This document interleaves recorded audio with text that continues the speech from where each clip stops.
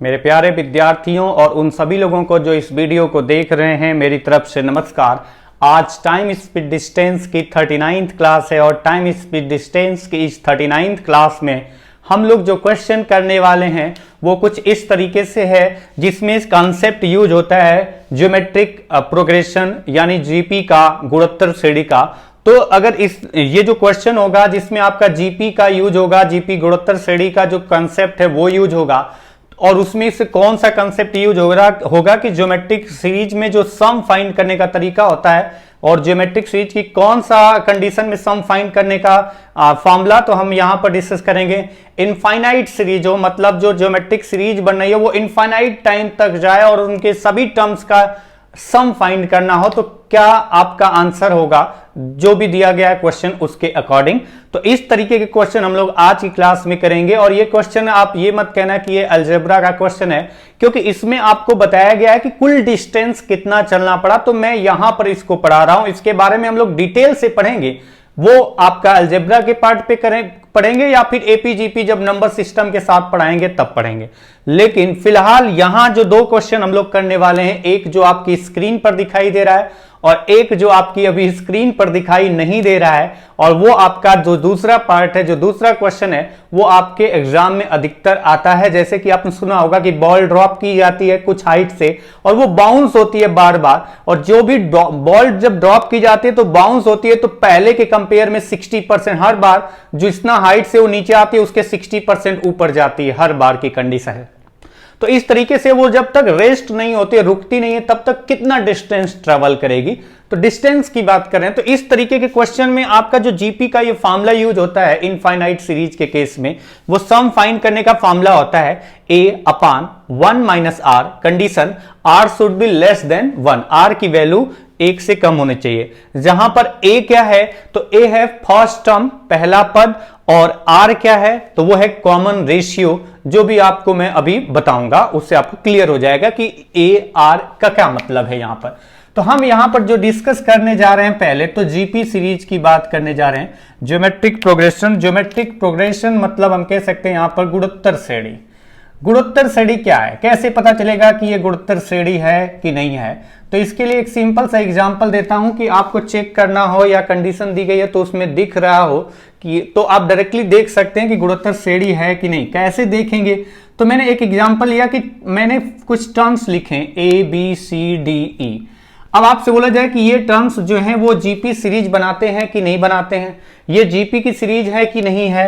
तो अब आपका ये कंडीशन होती है, एक तो कंडीशन होती है आपका एपी सीरीज पढ़ा होगा, आपने नहीं पढ़ा होगा तो वो बाद में पढ़ेंगे। फिलहाल हम लोग डिस्कशन कर रहे हैं यहाँ पर जीपी का, गुणोत्तर श्रेणी का। तो मैंने टर्म्स लिखे, 5 टर्म्स लिखे, और मैंने बोला कि अगर मैं ये कहता हूं कि ये आपका जीपी सीरीज है, अगर ये जीपी सीरीज है तो हमारा एक कंडीशन होता है या फिर एक कंडीशन फॉलो हो रही है, जो कंडीशन मैं बताने वाला हूं, तो आप कह सकते हैं कि वो जीपी सीरीज है। कंडीशन क्या है कि अगर हम कोई भी टर्म्स लेते हैं तो उस टर्म्स का उससे पिछले वाले टर्म्स से रेशियो, तो उससे पहले रेशियो निकालने से पहले मैं आपको थोड़ा सा रेशियो आप पढ़ें, तो अगर लिखा जाता है एज टू बी, तो एज टू बी को अगर हम लिखना चाहें तो हम क्या लिख सकते हैं, A/B। ये आपने रेशियो में पढ़ा होगा, एज टू बी को लिखा जाता है A/B। तो वैसे ही अगर मैं कहता हूं कि जो सीरीज दी गई है ये, इसमें मैं टर्म्स उठाता हूं E, ये 5th टर्म से 1 2 3 4 5 5th टर्म्स को उठाते हैं, तो 5th टर्म का रेशियो किससे फाइंड करना होगा, उससे पिछले वाले टर्म से। यानी अगर मैं E का रेशियो फाइंड करूंगा तो D से। तो ये आपका कंडीशन है कि कैसे पता चलेगा कि वो सीरीज जीपी है कि नहीं। तो जो भी टर्म्स आप लेके चलेंगे उस टर्म्स को लेकर के उसके पिछले वाले टर्म्स से रेशियो निकालना होता है। तो E का मैं रेशियो निकालूंगा तो उससे जस्ट पहले D आता है उससे, और फिर D का जो रेशियो निकालना होगा तो वो रेशियो किससे निकाला जाएगा, उसके जस्ट पिछले वाले टर्म से, पहले आने वाले टर्म से, C से। अगर मैं C का रेशियो निकालूं तो उसके पीछे आने वाले, मतलब उससे पीछे आने वाले का मतलब मैं कह रहा हूं उससे पहले आने वाले, तो उससे पहले B आया है, मतलब C का B से, और उसके बाद B का A से। अगर ये जो रेशियो निकालते हैं ये हमेशा सेम रहते हैं। और कंडीशन क्या है, कैसे रेशियो निकालना है, मैंने कहा कि अगर आपको सीरीज दी गई है और आपसे बोला जा रहा है कि वो सीरीज जीपी है कि नहीं, अगर आपको पहचानना है तो आप कोई भी टर्म्स उसमें से उठाएंगे, उसका उसके पिछले वाले टर्म्स से रेशियो निकालेंगे। पिछले वाले का मतलब है कि उससे पहले आने वाले टर्म्स से रेशियो निकालेंगे। कहीं से भी कोई भी टर्म्स उठा करके उससे पहले आने वाले टर्म्स से, पहले आने वाले पद से रेशियो अगर फाइंड करेंगे तो ये हमेशा कहीं से भी आप उठाइए, वो हमेशा अगर सेम आता है तो वो आपका जो सीरीज होता है वो ज्योमेट्रिक प्रोग्रेशन होता है, गुणोत्तर श्रेणी होता है। तो अब आपका ये जो कंडीशन है, इसका इसके पहले आने वाले टर्म्स से, डी का सी से, सी का बी से, बी का ए से, अगर ये सारा रेशियो सेम आता है तो इसको हम लोग बोलते हैं कॉमन डिफरेंस। तो ये पार्ट बोला जाता है कॉमन डिफरेंस, नहीं कॉमन रेशियो। डिफरेंस की बात करेंगे कब, जब सीरीज एपी की होगी। तो ये होता है आपका कॉमन रेशियो, और जिसे इंडिकेट करते हैं हम लोग किससे, आर से। तो यहां पर जो आर दिखाया गया है कॉमन रेशियो, ये कंडीशन मैंने आपको समझाया कि यहां पर कॉमन रेशियो क्या होगा। तो मतलब कॉमन रेशियो की बात करेंगे तो कोई भी टर्म्स उठाइए उससे पहले आने वाले टर्म्स से रेशियो फाइंड करेंगे। जैसे मैं लिखता हूं 2 4 6 2 4 8 16 32, अगर ये टर्म्स लिख दिया, बोला जाए कि ये सीरीज क्या जीपी की है, तो मैं देखूंगा 32 को किससे डिवाइड करूंगा, 16 से, 16 को किससे डिवाइड करूंगा, 8 से, 8 को किससे डिवाइड करूंगा, 4 से, 4 को किससे डिवाइड करूंगा, 2 से। और आप ये देखो कि यहां पर जब हम डिवाइड करते हैं तो हर केस में क्या आता है, 2 आता है। देख सकते हैं हर केस में 2 आ रहा है, मतलब रेशियो जो है ना वो कॉमन है। और अगर कॉमन रेशियो आ रहा है तो वो सीरीज जो होगी वो होगी जीपी की, और जहां पर आर की वैल्यू कितनी होगी, 2।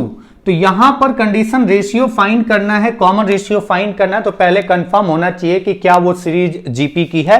और अगर ये कंफर्म हो जाता है कि सीरीज जीपी की है तो आपको करना क्या होगा कि कोई भी टर्म्स उठाइए उसके पहले आने वाले टर्म्स से डिवाइड करिए, तो जो रिजल्ट आएगा वो आपका कॉमन रेशियो होगा। और अगर हम कहते हैं ए जो फर्स्ट टर्म है, तो मैं कहूं कि इसमें फर्स्ट टर्म क्या है, तो आपका इसमें फर्स्ट टर्म क्या है, 2, फर्स्ट टर्म 2 है। इसमें फर्स्ट टर्म क्या है, पहला पद, तो ए। तो ये यहां पर जो ए बताया गया है वो पहला पद होगा उस सीरीज का, उस ज्योमेट्रिक प्रोग्रेशन की जो सीरीज होगी। और जो आर है वो क्या है, तो वो है कॉमन रेशियो। और कॉमन रेशियो मैंने आपको समझाया कि किस तरीके से। और अगर ऐसी सीरीज और सम फाइंड करना हो, जैसे एक एग्जांपल दिखा रहा हूं, फिर क्वेश्चन पे चलते हैं। क्वेश्चन बहुत आसान होगा लेकिन बस बात आपको समझने की जरूरत है। जैसे मैंने कहा, ऐसा कुछ लिखा है कि मैंने लिखा है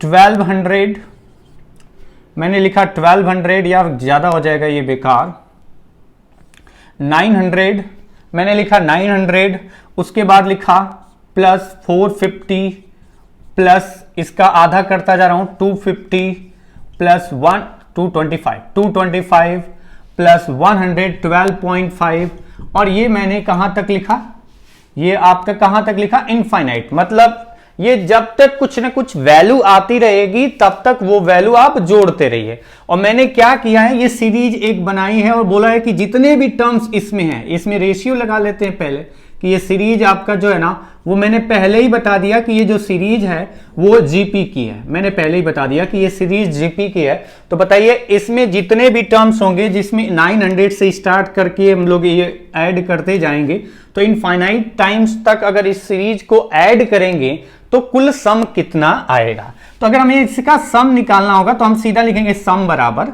ए की वैल्यू कितनी आ गई, तो 900 डिवाइडेड बाई, हम यहां पर निकालेंगे आर की वैल्यू, कॉमन रेशियो। और कॉमन रेशियो निकालने का फंडा आपको मैंने अभी बताया कि जो भी टर्म्स, इसमें से कोई भी टर्म्स उठाइए, जैसे मैंने लिखा 450, तो उसको मैं डिवाइड करूंगा उससे पहले आने वाले टर्म्स से, उसके जस्ट पहले आने वाले टर्म से।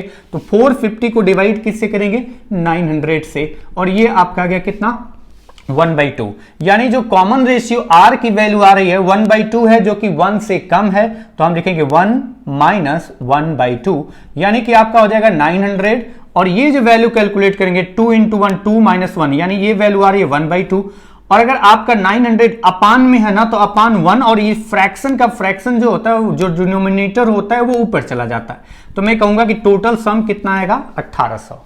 और ये पॉइंट रटने का भी है, ये आप मेंसुरेशन में जाकर के भी पढ़ेंगे ना, तो वहां पर भी बड़ा क्वेश्चन आपका ऐसा मिल जाएगा, बड़ा फायदेमंद हो जाता है, डायरेक्टली आप आंसर बता देते हैं कंडीशन आप देख सकते हैं कि ये पहला टर्म्स 900 है और बार बार अगर आधा हो रहा है तो कुछ सोचना नहीं है, सीधा आपको करना क्या है कि उस इनफाइनाइट सीरीज का जो सम होगा, पहला टर्म्स जितना भी होगा उसका डबल, अगर आधा का केस चल रहा है तो डबल होगा, ये आप डायरेक्टली निकाल सकते हैं। जैसे मैं कहता कि 400 है, फिर 200 हुआ, फिर 100 हुआ और ये इनफाइनाइट सीरीज है, तो मैं कहूंगा कि ये आधा हो रहा है ना, तो मैं कहूंगा डायरेक्टली कि इसका आंसर क्या आएगा 800। लेकिन क्वेश्चन कहीं घुमाया ना गया हो, इस पॉइंट को ध्यान में रखना होगा। आइए क्वेश्चन पे आते हैं। जैसे आपका क्वेश्चन है, अब आपके क्वेश्चन इतना टफ नहीं होंगे, इस तरीके के क्वेश्चन थोड़ा सा ध्यान से समझेंगे तो। अगला क्वेश्चन वो थोड़ा सा घुमाया गया है। पहले तो ये है, a man start going for morning walk every day, the distance walked by him on the first day was 2 kilometers. Every day he walks half of the distance walked on the previous day. What can be the maximum total distance walked by him in his lifetime? मतलब condition क्या है, मैं हिंदी में भी पढ़ देता हूं। एक आदमी प्रतिदिन मॉर्निंग वॉक के लिए जाता है। पहले दिन वह मॉर्निंग वॉक करते हुए 2 किलोमीटर की दूरी तय करता है और उसके बाद प्रत्येक अगले दिन वो उससे पहले दिन के कंपेयर में आधा दूरी तय करता है। मतलब ये कंडीशन है कि पहले दिन वह 2 किलोमीटर दूरी करता है, उसके बाद हर एक दिन, आने वाले हर एक दिन वो जब भी जितना डिस्टेंस कवर किया होता है पहले दिन, जैसे पहले दिन 2 किलोमीटर कवर किया तो अगले दिन 1, फिर उसके अगले दिन उसका आधा 0.5, उसके अगले दिन उसका आधा 0.25। तो कंडीशन यह है कि उसके हर एक अगले दिन वो जितना उस प्रीवियस डे उसने कवर किया है डिस्टेंस, उसका आधा दूरी कवर करता है। तो बताइए वो अपनी पूरी लाइफ टाइम, वो अपनी पूरी लाइफ में जितना दिन जिंदा रहे, चाहे इनफाइनाइट टाइम जिंदा रहे, वो हजारों साल, लाखों साल, करोड़ों साल जिंदा रहे, लेकिन बोला गया है कि जितना भी जिंदा रहेगा उस पूरी लाइफ में वो कुल कितना दूरी तय करेगा। तो यहां पर कंडीशन हम बात करें इनफाइनाइट सीरीज ही बनेगी, क्योंकि ये लाइफ टाइम की बात कर रहा है। लाइफ टाइम का मतलब कि कितना जिंदा रहेगा वो पता नहीं है, बहुत लंबा जिंदा रहेगा। अब कुछ लोग दिमाग लगा लें कि पता चले कि आज वो टहल के आ रहा था, रास्ते में एक्सीडेंट हो गया, मर गया, तो अगले दिन कहां चलेगा। तो ये अपने दिमाग से निगेटिव थॉट को उतारिए। ये कंडीशन बस ये है, मैंने पहले भी कहा कि हर जगह रीजनिंग नहीं लगाना है। तो कंडीशन ये है कि वो ऐसे करते रहेगा और ये इतना जल्दी मरने वाला नहीं है। चलिए आते हैं क्वेश्चन पे। तो अब आपका कंडीशन क्या है, पहले दिन वो कितना चला, तो 2 किलोमीटर। फर्स्ट डे वो आदमी 2 किलोमीटर चला और अगले दिन कितना चलेगा, तो बोला गया इसका आधा 1। अगले दिन कितना चलेगा, तो उसका आधा 0.5। अगले दिन कितना चलेगा, तो इसका आधा 0.25। तो ये आपका ऐसे करके इनफाइनाइट डेज तक चलेगा, अपनी पूरी लाइफ चलेगा, रोज रोज ऐसा करता रहेगा। तो इनफाइनाइट डेज तक अगर ये चलता है तो उसके द्वारा कुल कितना लाइफ टाइम जो मॉर्निंग वॉक है उस दौरान, मॉर्निंग वॉक के दौरान कुल कितना दूरी तय किया जाएगा उसकी पूरी लाइफ में। तो आपका कंडीशन देखो कि ये सीरीज कौन सी बन रही है, तो आपको कंफर्म हो गया कि ये सीरीज कौन सी है। तो ये सीरीज जीपी है और आपको दिख रहा है आधा आधा। वैसे अभी मैंने बताया था आंसर क्या होगा, 2 है तो क्या आंसर होगा 4, लेकिन मैं एक बार इसको फिर से लिख के बता दे रहा हूं। जब भी आधा की बात की जाएगी कि हर बार पहले के कंपेयर में आधा आधा होता जा रहा है और इनफाइनाइट तक जाए और सम फाइंड करना हो, तो सीधा हमारा आंसर होगा पहला टर्म्स जो होगा उसका डबल होगा टोटल सम। यहां पर a की वैल्यू कितनी आ गई, तो वो आ गई 2, और r की वैल्यू कितनी आ गई, तो कोई भी एक टर्म्स उठाइए, मैंने उठाया 8, उसको डिवाइड करेंगे उससे पहले आने वाले टर्म से, तो 1/2, यानी हमारा सम आ जाएगा कि कुल कितना दूरी तय किया। तो फर्स्ट टर्म आपका जो आ रहा था 2 अपान, पहला टर्म्स हो गया 2 अपान डिवाइडेड बाई 1 माइनस, क्योंकि r की वैल्यू 1 से कम है तो 1 माइनस 1/2 इज इक्वल टू 2। वैसे ये वैल्यू आपका जो रिजल्ट आएगा 1/2 और 2 अपान 1/2 है, तो 1/2 जो है ऊपर जाएगा तो आंसर हो जाएगा कितना, तो हम लिख सकते हैं कि जो आंसर आ जाएगा यहां से वो आ जाएगा 4 किलोमीटर। ये किलोमीटर में था तो किलोमीटर आ गया, तो इस क्वेश्चन का आंसर हो गया 4 किलोमीटर। तो ये क्वेश्चन तो थोड़ा सा ज्यादा आसान है, अगर आपको पता चल गया और आपको पता है कि यहां पर जीपी सीरीज का यूज होगा, इनफाइनाइट टर्म्स अगर है जीपी सीरीज में और सम फाइंड करना है तो फॉर्मूला किस तरीके से यूज करना है। तो अब आपका जो अगला क्वेश्चन है वो थोड़ा सा अच्छा क्वेश्चन है, अब वो क्वेश्चन आपके एग्जाम में कई बार आ भी चुका है। और इसमें क्या होता है ना कि एक जल्दी के चक्कर में जिनका जो कंसेप्ट थोड़ा ज्यादा क्लियर होता है, थोड़ा बहुत जल्दी के चक्कर में वो गड़बड़ इसमें जरूर करते हैं, चांसेस ज्यादा होते हैं। और कुछ लोग ट्राई कर रहे होंगे, हो सकता है गलत भी करें। तो ये क्वेश्चन मैंने क्लास में भी जब भी कराया ना, तो वहां पर मैक्सिमम चांसेस यही होते हैं कि अगर 50 लोगों का आंसर आ जाए, अगर पूरी क्लास में 50 लोगों का आंसर आ भी जाए तो उसमें से मुश्किल से 1 या 2 लोगों का आंसर सही होता है, अधिकतर लोगों का गलत हो जाता है। क्यों गलत होता है वो मैं यहां पर डिस्कस करने वाला हूं। A certain ball when dropped to the ground rebounds to 4/5 of the height from which it falls. If it is dropped from a height of 100 meters, what is the total distance it travels before finally coming to rest?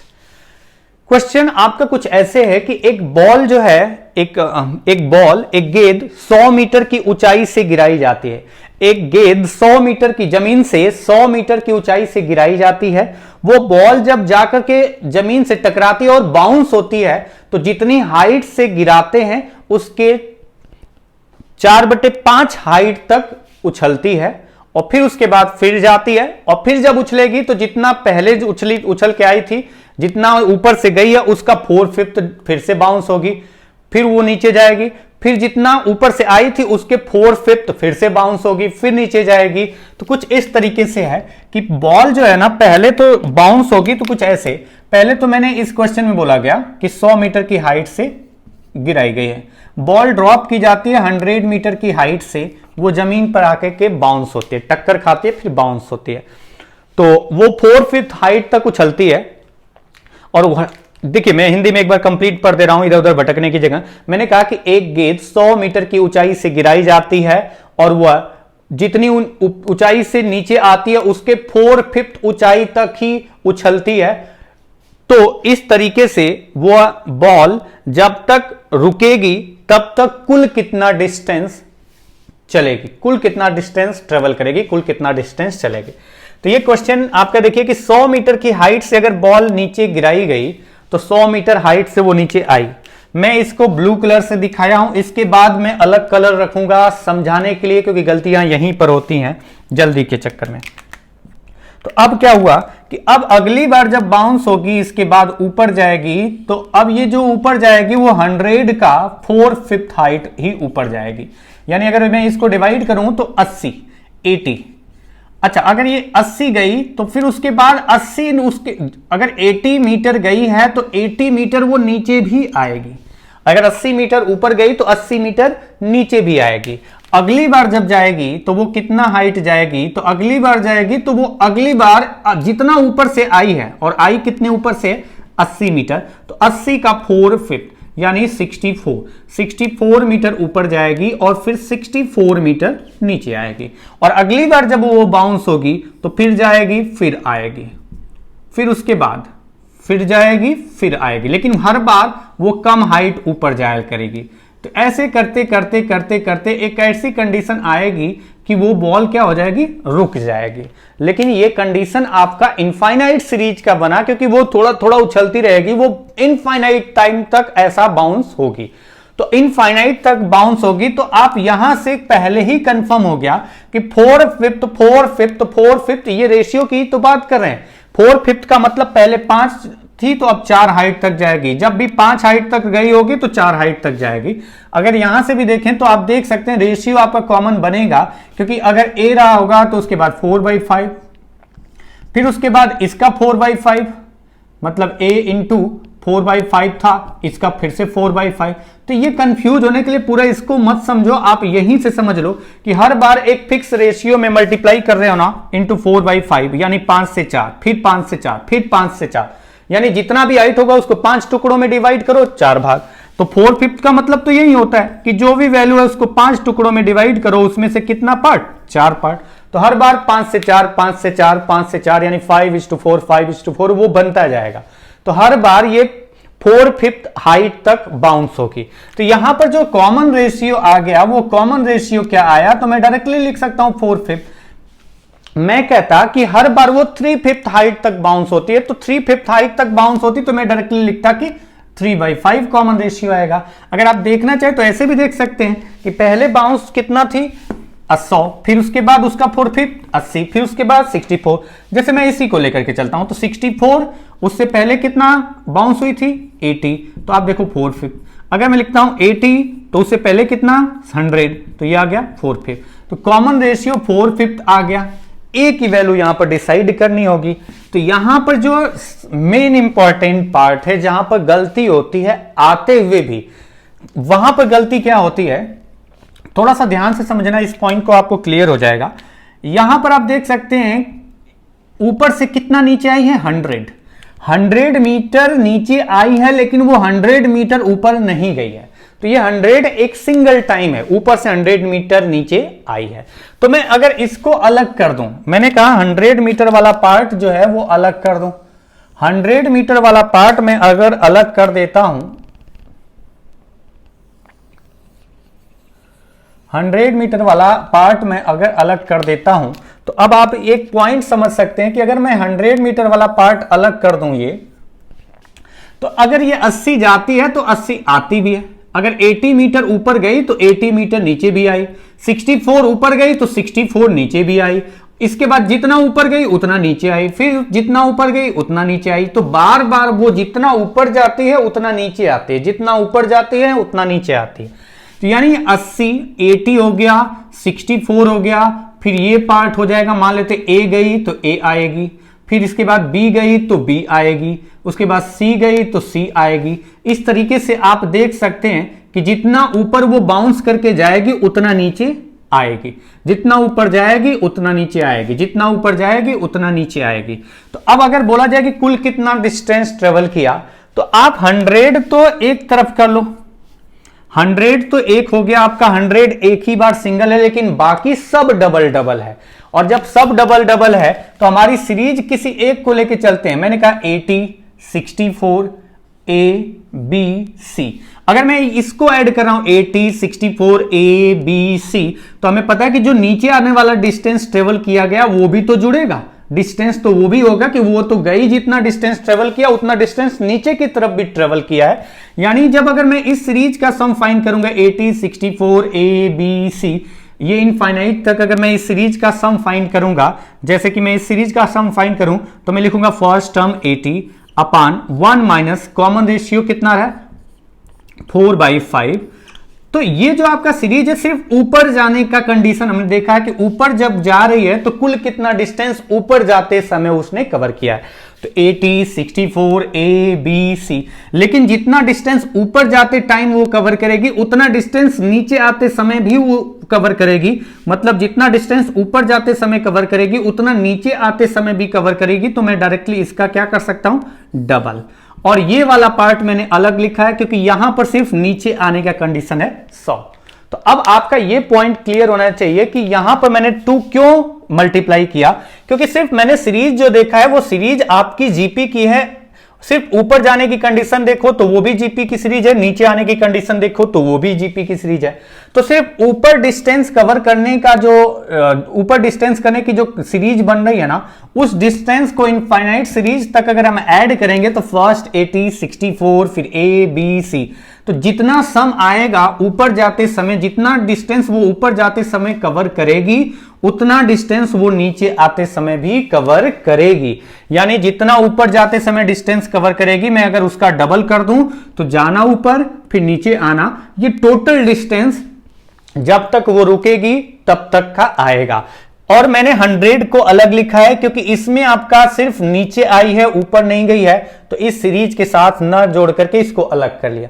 तो in series का total sum मैंने निकाला 80/1 minus 4/5, जो कि ratio था 4/5, common ratio 4/5 था। पहला terms मैंने 80 लिया था, और आपका सम जो आया ऊपर जाते समय जितना डिस्टेंस ट्रेवल किया उसका डबल किया, तो नीचे आते वाला टाइम जो डिस्टेंस कवर किया था वो भी आपका हो गया। तो दोनों डिस्टेंस यहां पर हो गया, और प्लस 100 जो आपका ये वाला था। तो ये पॉइंट थोड़ा सा ध्यान रखना है इस तरीके के क्वेश्चन में, क्योंकि ऑप्शन बड़े जल्दी मैच करते हैं। तो ये टोटल कितना आ जाएगा, तो 100 प्लस इसका सम फाइंड करते हैं। तो हमें पता है कि 1 माइनस 4/5 की जो वैल्यू आती है 1 माइनस 4/5 यानी 1/5 आती है। अगर ये 1/5 आती है और मैं कहूं कि ये लिखा है 80 अपान, यहां पर आपका आएगा 1/5 यानी 8 इंटू 5, 80 इंटू 5।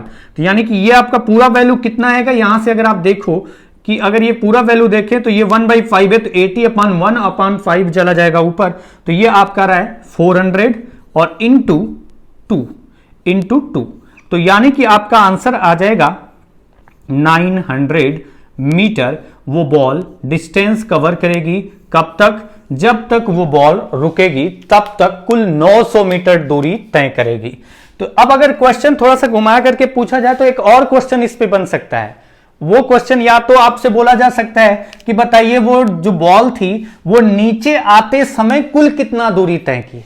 तो जब नीचे आते समय कुल कितना दूरी तय की, तो हमें पता है कि ये जो कंडीशन है ये कितना आ रहा है, ऊपर जाते समय कितना डिस्टेंस ट्रेवल किया था 400, डबल किया क्योंकि नीचे आते वक्त भी किया था, तो 400 ऊपर जाते टाइम कवर किया था। और यहां पर ऊपर ये 100 ऊपर जाते वाला नहीं है, यानी हम कहेंगे कि ऊपर जाते समय उस बॉल ने कितना डिस्टेंस कवर किया था, तो हमारा आंसर होता 400। अगर बोला जाता कि वो बॉल सिर्फ नीचे आते समय कितना डिस्टेंस कवर किया है, तो हमें पता है कि नीचे आते समय यहां से देखें तो यहां से टोटल कितना रहा था 400 और 100 ये यानी 500 नीचे आते समय कवर किया है, और ऊपर जाते समय कितना कवर किया है, तो मैं कह सकता हूं कि 400 मीटर। और बोला जाए कुल कितना डिस्टेंस कवर किया है, तो वो मैंने निकाला है 900 मीटर। और क्वेश्चन में यही बोला गया है कि what is the total distance it travels before finally coming to rest, यानी 900 मीटर 900 मीटर वो बॉल जब ऊपर से गिरना स्टार्ट किया था तब से जब तक वो बॉल रुकी है तब तक कुल 900 मीटर दूरी तय की है। तो ये इस तरीके का क्वेश्चन अगर आपका जो कि आया हुआ है कई बार एग्जाम में, तो अगर आता है तो ये पॉइंट आप ध्यान रखना और ऐसी गलती मत करना जो मैं बता रहा हूं कि आप एक तरफ का निकाल के ऊपर जाने का निकाल के नीचे जाने वाला छोड़ दिया तो ऑप्शन बड़ा जल्दी मैच कर जाता है। चलिए अगले क्वेश्चन पे चलते हैं। क्वेश्चन है a tourist covered a journey partly by foot and partly by tanga. He walked for 90 kilometer and rode the tanga for 10 kilometer. He spent 4 hours less on the tanga than on walking. If the tourist had reversed the times he traveled by foot and on the tanga, the distance traveled on each part of the journey would be equal. How long did he ride the tanga? ये question है, एक tourist है, वो कुछ दूरी पैदल चल के तय करता है और जो शेष दूरी है वो तांगा से, कुछ दूरी वो तांगा से चलता है। वह 90 किलोमीटर पैदल चलता है और तांगा से चलता है 10 किलोमीटर। वह 90 किलोमीटर पैदल चलता है और तांगा से चलता है 10 किलोमीटर। तो यह पता चलता है कि वो तांगा से जितना समय चला, और यह पता चलता है कि वो पैदल जो चला था, पैदल चलने में जितना समय लगा था,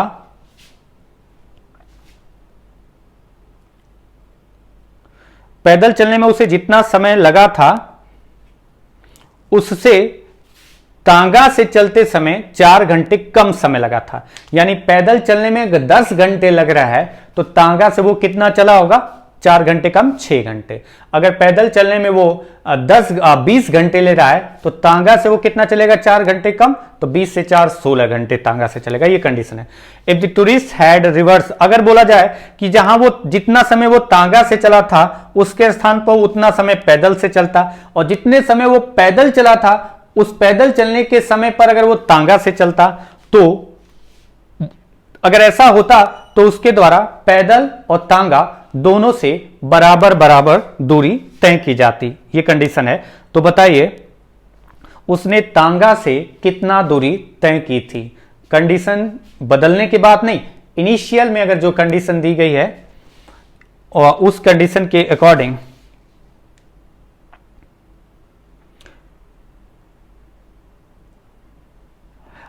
तो जो कंडीशन दी गई है उस कंडीशन के अकॉर्डिंग तांगा से उसने कुल कितना डिस्टेंस ट्रेवल किया था ये बताना था। इसमें कुछ गड़बड़ तो नहीं है। If foot and on the tonga the distance travel by each part of the journey would be equal, how long did he ride the tonga. तो अच्छा, कुल कितना समय उसने तांगा से चला था, क्योंकि इसमें तो डिस्टेंस दिया ही गया है कि डिस्टेंस उसने तांगा से कितना चला है 10 किलोमीटर, पैदल कितना चला है 90 किलोमीटर। इस क्वेश्चन में यह पूछा गया है कि वो तांगा से कितने समय चला था, टाइम की बात की जा रही है। मैं कंफ्यूज हो गया था, मुझे लगा कि डिस्टेंस कैसे पूछ सकता है जब डिस्टेंस दिया है। तो यहां पर तांगा से कितना समय चला था वो टाइम बताना है, जितना समय उसने तांगा पे गुजारा था, व्यतीत किया था, वेस्ट किया था पहली कंडीशन के अकॉर्डिंग। तो आइए क्वेश्चन पे चलते हैं। क्वेश्चन है आपका, इस क्वेश्चन को करते समय थोड़ा सा बस ध्यान रखना, कोई दिक्कत होगी नहीं। क्वेश्चन को देख के डरने की जरूरत नहीं है, क्वेश्चन को बस सॉल्व करने की जरूरत है। बोला गया कि वो पैदल चला है और तांगा से चला है। पैदल कितना दूरी तय किया 90 किलोमीटर, 90 किलोमीटर पैदल चलता है और तांगा से कितना चलता है 10 किलोमीटर। अच्छा, 90 किलोमीटर पैदल चला, तांगा से चला 10 किलोमीटर। तो आपको टाइम का डिफरेंस दिया गया है, तो टाइम तो पता होना चाहिए। अगर टाइम पता होना चाहिए तो ये स्पीड तो है नहीं कि स्पीड है तो हम डायरेक्टली रिवर्स कर देंगे तो टाइम का रेशियो आ जाएगा और टाइम के रेशियो में डिफरेंस बराबर 4 घंटे कर देंगे। ये डिस्टेंस दिया गया है, तो हमने कहा कि पैदल चलने का जो स्पीड था, जब तक स्पीड नहीं पता होगा कैसे टाइम निकालेंगे।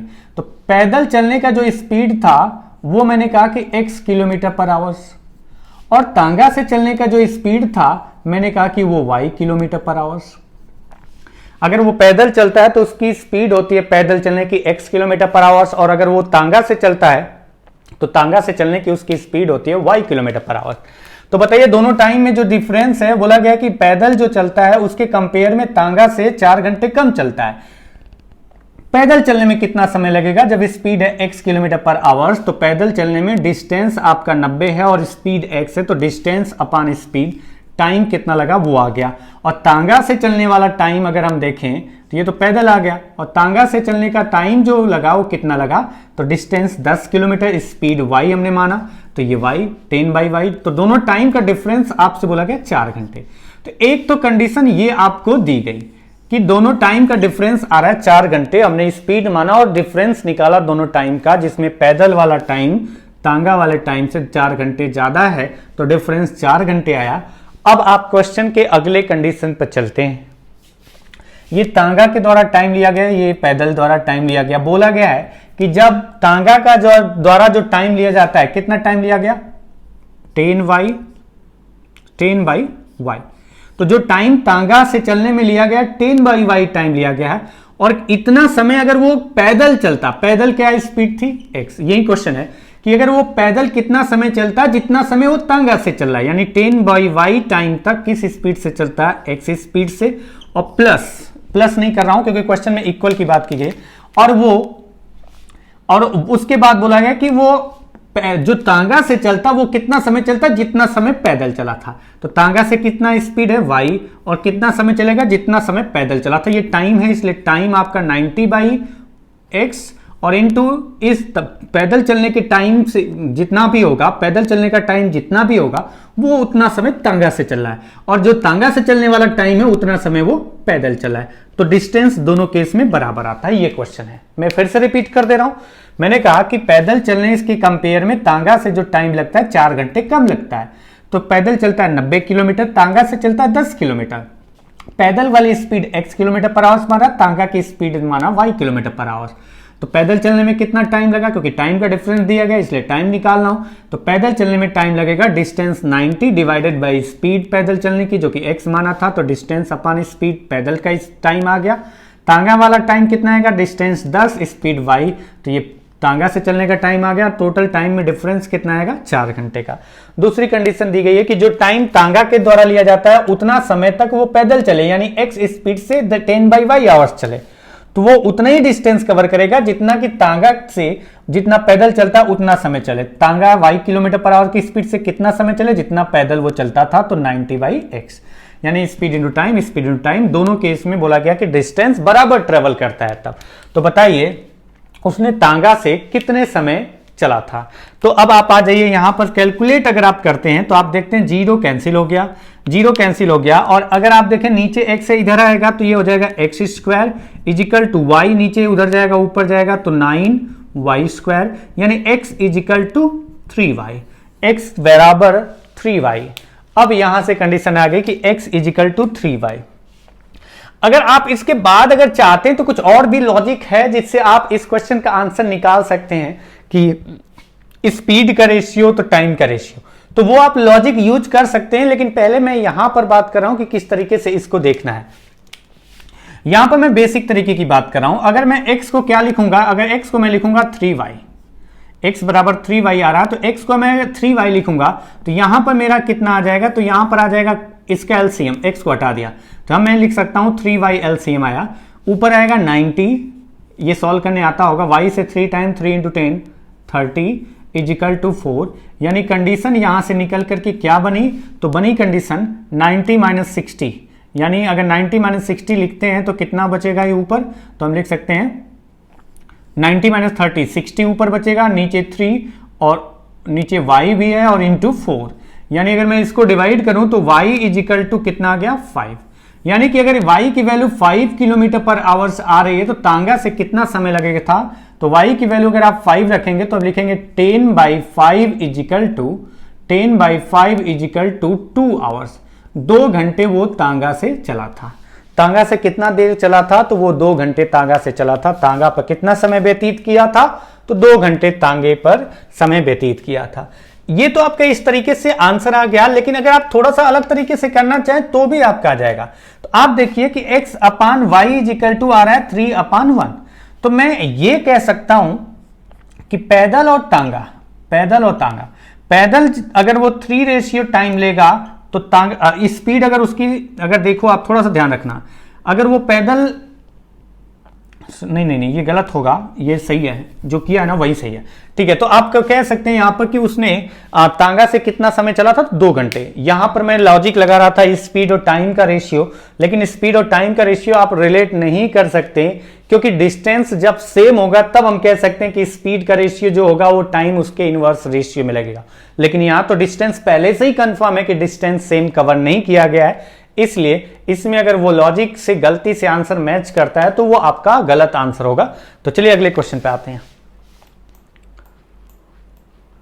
ये क्वेश्चन है, अगर इस क्वेश्चन को देखें तो इसके तरीके अगर आप एक तो मान सकते हैं एक्स वाई के अकॉर्डिंग, और दूसरा तरीका आपका जो हम लोग क्लास कर चुके हैं, वो क्लास में हम लोगों ने यही पढ़ा था कि ऐसे क्वेश्चन को करने का तरीका होता है एक्स वाई के फॉर्मेट में, जैसे मैं बता दे रहा हूं दोनों तरीका। और दूसरा तरीका मैंने बताया था कि मिक्सचर एंड एलिगेशन में आप एक मेथड यूज करते हैं, वो तरीका एलिगेशन मेथड से हम लोगों ने डिस्कस किया था पहले एक वीडियो में, तो उस तरीके का भी यूज कर सकते हैं। तो पहले तो आप देख लीजिए कि टोटल अगर उसने कवर कितना किया है, तो क्वेश्चन है एम्प्लॉय में claim ₹7 for each kilometre when he travels by taxi and ₹6 for each kilometre if he drive his own car. If in 1 week he claimed ₹575 for travelling 90 kilometre, how many kilometre did he travel by taxi. एक employ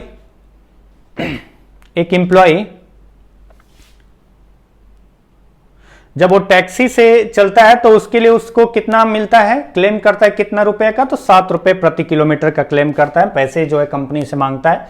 और जब वो अपनी car से चलता है तो वो ₹6 मांगता है कंपनी से, क्लेम करता है कि ₹6 मुझे चाहिए, मैं अपनी टैक्सी से आता हूं, तो प्रति किलोमीटर के लिए ₹6 अब डिमांड करता है। अगर किसी सप्ताह वह कुल ₹575 का क्लेम किया था और कुल 90 किलोमीटर चला था, तो बताना है कि वो टैक्सी से कितना दूरी तय किया था। तो मैंने कहा एक तो तरीका है कि आप इक्वेशन बना के सॉल्व करिए, और दूसरा तरीका इस तरीके के क्वेश्चन में मैं अभी बताऊंगा कि वो एलिगेशन मेथड। और ऐसे क्वेश्चन में तो और भी तरीके होते हैं, मतलब हम इसको हिट एंड ट्रायल मेथड से आंसर निकाल सकते हैं, जिस पर तो मैं अभी एक और वीडियो बनाऊंगा जिसमें हिट एंड ट्रायल मेथड का यूज कैसे होगा वो डिस्कस करेंगे हम लोग। हिट एंड ट्रायल में क्या होता है, ऑप्शन हिट करो ट्राई करो, तो वो करेंगे। लेकिन इस क्वेश्चन को पहले इस तरीके से करते हैं, एक बेसिक तरीका और एक एलिगेशन मेथड, उसके बाद बाकी कॉन्सेप्ट तो आगे देखेंगे पढ़ेंगे तब बताएंगे। यहां पर आप देखिए कि टोटल बोला गया, टोटल डिस्टेंस उसने कवर किया था 90 किलोमीटर, 90 किलोमीटर। अगर वो टैक्सी से आता जाता है तो टैक्सी के लिए वो क्लेम करता है कितना, तो टैक्सी से आता जाता है तो टैक्सी का जो रेट लेता है 1 किलोमीटर पर किलोमीटर 7 रुपए, और वो अपनी कार से आता जाता है तो वो क्लेम करता है 6 रुपए। 6 रुपए अगर वो अपनी कार से आएगा जाएगा तो 6 रुपए प्रति किलोमीटर के हिसाब से क्लेम करेगा। अगर वो टैक्सी से आएगा जाएगा तो क्लेम करेगा 7 रुपए प्रति किलोमीटर। टोटल 90 किलोमीटर चला है, तो कितना दूरी वो टैक्सी से कवर किया है, तो मैंने मान लिया कि वो टैक्सी से कितने किलोमीटर कवर किया है, x किलोमीटर। अगर वो टैक्सी से x किलोमीटर कवर किया है, टोटल 90 किलोमीटर में से x किलोमीटर टैक्सी से, तो कार से कितना कवर किया है, तो 90 माइनस x। यानी अगर टैक्सी से कवर किया x किलोमीटर मैंने माना, तो कार से कितना कवर किया, तो 90 माइनस x। अच्छा, अगर 1 किलोमीटर के लिए 7 रुपए लेता है, x किलोमीटर चला है, तो कुल कितना रुपया उसे मिलेगा, क्लेम करेगा वो 7x।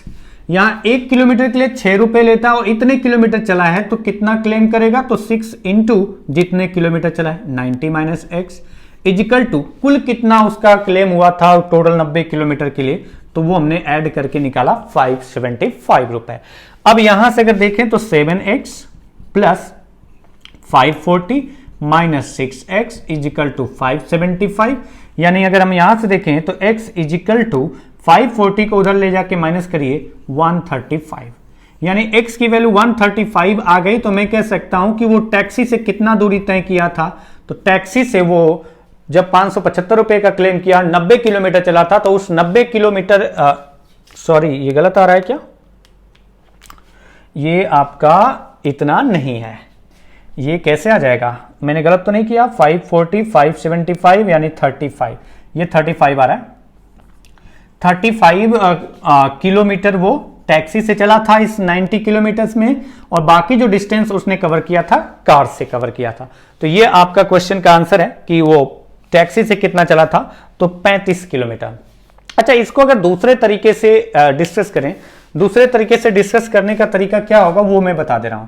तो यहां पर दूसरा तरीका जो होगा वो एलिगेशन मेथड यूज कर सकते हैं, क्योंकि हमें पता है कि टैक्सी पर किलोमीटर कितना रुपए वो क्लेम करता है, टैक्सी के लिए 7 रुपए, और कार के लिए वो प्रति किलोमीटर कितना क्लेम करता है, 6 रुपए प्रति किलोमीटर, 6 रुपए कार के लिए क्लेम करता है, और टैक्सी के लिए प्रति किलोमीटर 7 रुपए क्लेम करता है। और ओवरऑल कंबाइंड देखा जाए तो वो भी हमें पता है कि 575 रुपए लिया और 90 किलोमीटर चला था, तो पर किलोमीटर ऑन एन एवरेज कितना क्लेम किया था, तो वो यहां से आ जाएगा जो भी आएगा।